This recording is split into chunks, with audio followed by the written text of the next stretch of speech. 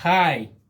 இப்போ நம்ம என்ன பண்ணோம்னா பாஸ்டன் கோதுமை மாவில் 3 தோசை ஊற்றிக்க போகிறோம். ஏன்னா இன்றைக்கி ஒன்றும் கறி கோழி மீன் இந்த மட்டன் எதுவுமே எடுக்கலை.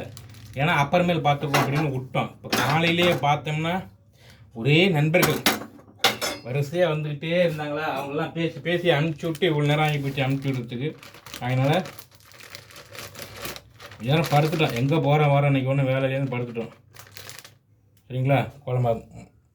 குழம்பானே வருது வாயில். சரி, பாஸ்டன் மாவு வச்சுக்கிட்டு இதுக்கு வந்து தேவையான அளவுக்கு சர்க்கரை கொஞ்சம் கொட்டிக்கிறோம்.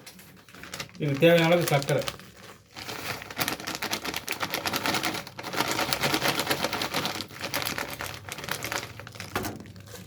தேவையான அளவுக்கு சர்க்கரை மாவு எடுத்துட்டோம். சரியா? இதில் கொஞ்சம் தேவையான அளவுக்கு உப்பு போட்டுக்கலாம். தம்பி, தேவையான அளவுக்கு உப்பு போட்டு தண்ணி ஊற்றி கலரிக்கிறோம். சரியா? ஆமாம்.